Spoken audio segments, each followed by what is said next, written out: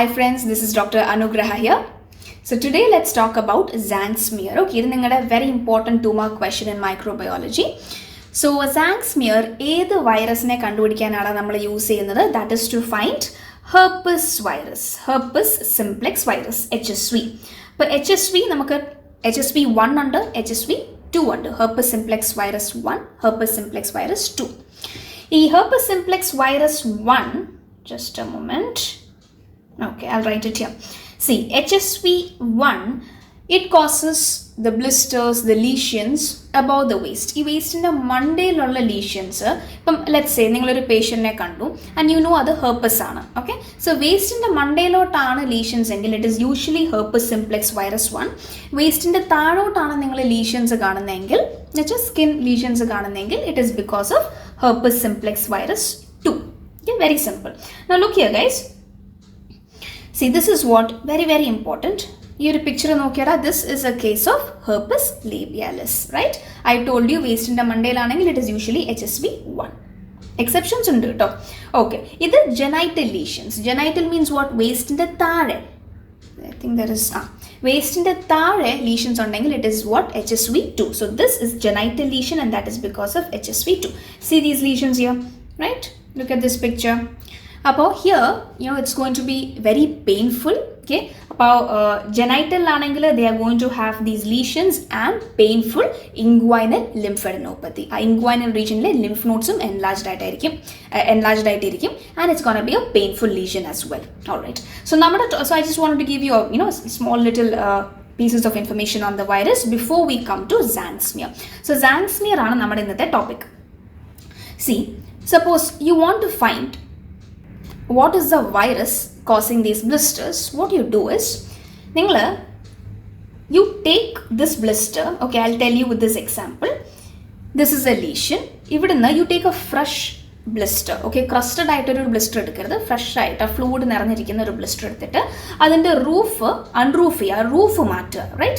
And then below the roof fluid a base of tissue scrape you put it in a slide and then you stain it with Giemsa stain, Wright stain or toluidine stain. Okay, now then you see it under the microscope.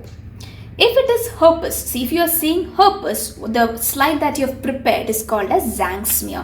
എന്തുകൊണ്ടാണ് ഈ Tzank smear എന്ന പേര് വന്നതെന്ന് അറിയോടാ? 1947 there was a French dermatologist, Arnold Tzank എന്നാണ് പുള്ളിക്കാരൻ്റെ പേര്. അപ്പോൾ ആൾ അന്ന് കുറേ ബ്ലിസ്റ്ററിങ് ഡിസീസസ് കണ്ടിരുന്നു. അപ്പോൾ അങ്ങനെ ഇയാൾ കണ്ടുപിടിച്ച ഒരു ടെക്നിക്കാണ് Tzank smear. Tzank smear നമുക്ക് ഹെർപ്പസ് വൈറസിനെ കണ്ടുപിടിക്കാനായിട്ട് സഹായിക്കും. Okay, fine. അപ്പോൾ നിങ്ങളിത് സ്റ്റെയിൻ ചെയ്തതിന് ശേഷം you should look it under the microscope. If it is Herpes virus ആണെങ്കിൽ you get to see 3 M's. 3M എന്ന് പറഞ്ഞാൽ അതൊരു കോഡായിട്ട് പറഞ്ഞു കേട്ടോ, ഓർത്തിരിക്കാൻ വേണ്ടിയിട്ട്. മൈക്രോസ്കോപ്പിൽ കൂടെ നിങ്ങൾ കാണുമ്പോൾ okay, if it is Herpes virus infection you get to see 3 M's. M എന്താണ്? Multinucleation, molding, margination. I'll tell you one by one what is multinucleation, molding and margination. It's very simple. Okay, see, let me just draw few cells here. Okay, അപ്പോൾ ഇതാണ് ഹോസ്റ്റിൻ്റെ അല്ലെങ്കിൽ ഹ്യൂമൻസിൻ്റെ normal cells. ഒരു virus ഈ herpes virus ഹ്യൂമൻ്റെ ബോഡീൻ്റെ അകത്തേക്ക് ചെന്ന് കഴിയുമ്പോൾ എന്ത് പറ്റുമെന്ന് അറിയോടാ? It can cause, this herpes virus what it does, it can cause change in the cellular membrane. ഈ cellular membraneൽ ഈ വൈറസ് ചേഞ്ച് ഉണ്ടാക്കും. എന്നിട്ട് എന്ത് പറ്റുമെന്ന് അറിയോ? ഈ സെൽസിനെ എല്ലാം അടുത്തടുത്ത് കൊണ്ടുവരും. So there is going to be a fusion of the cell membranes of these cells.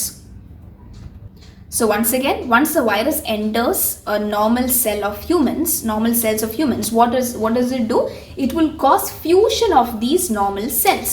So these cells, when you look under the microscope, okay, when you look under the microscope, you get to see a very giant cell because അടുത്തടുത്ത സെൽസിനെയൊക്കെ അത് fuse ചെയ്യിപ്പിക്കും ഈ virus. Because fuse ചെയ്യിപ്പിച്ചാൽ it's very easy for the virus to propagate.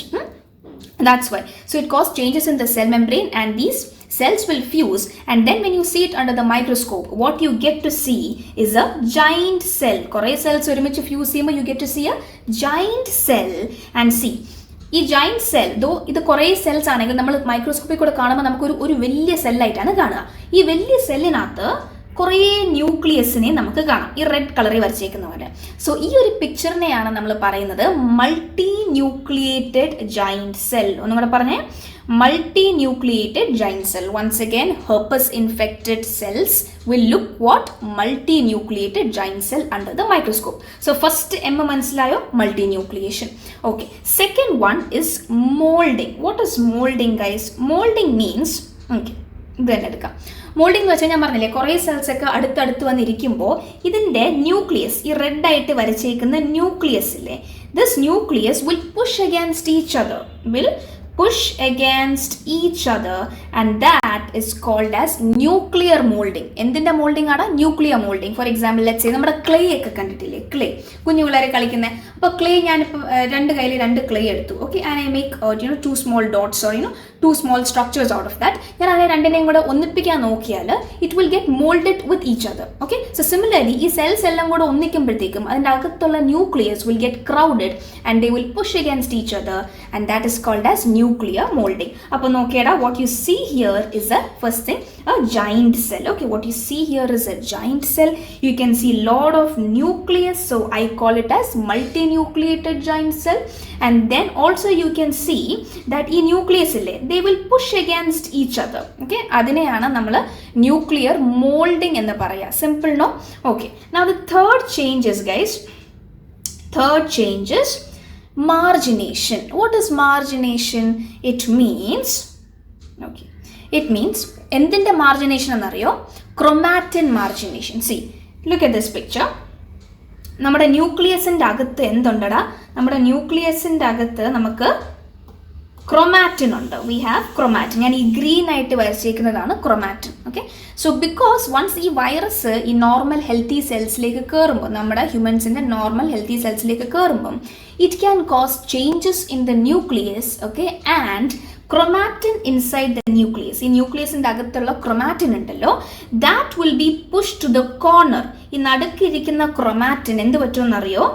Because of the changes made by the virus, the chromatin will get pushed to the corner. ഇങ്ങനെ.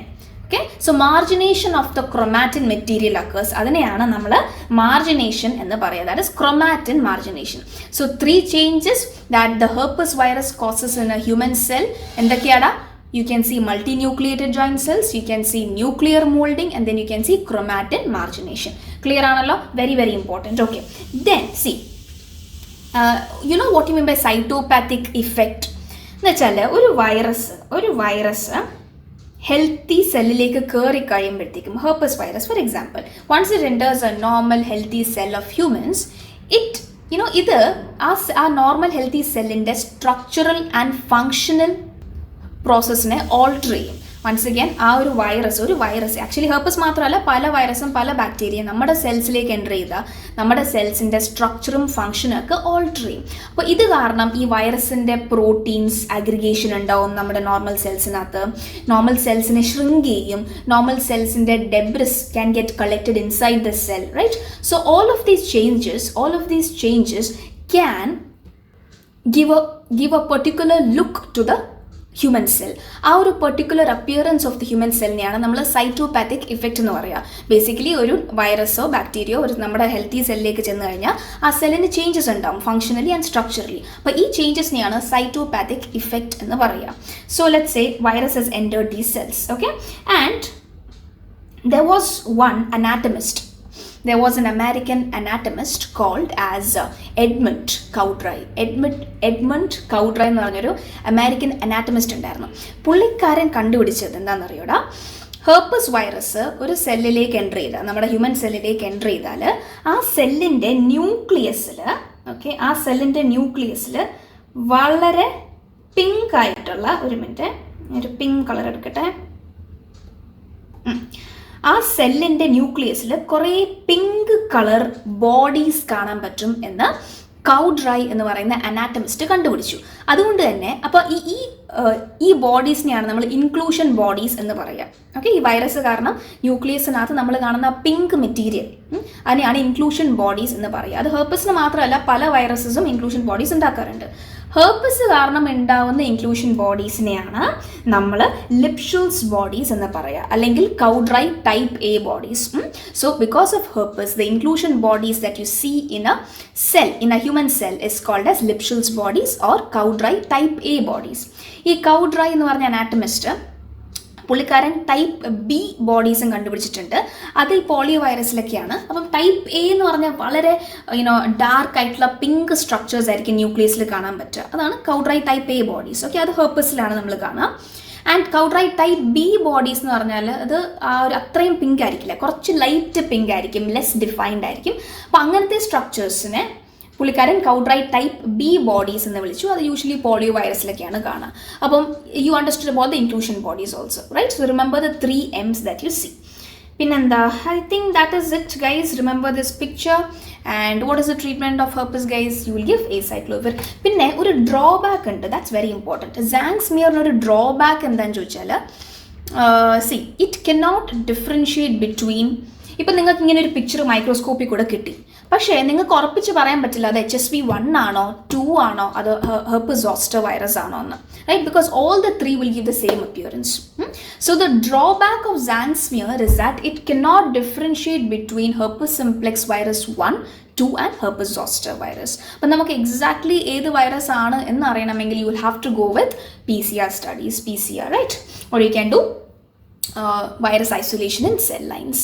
Alright guys, so that's it. Let's call it a day and stay fit, stay happy, stay healthy, do good. Yeah, bye bye. And if you like my class, please let me know.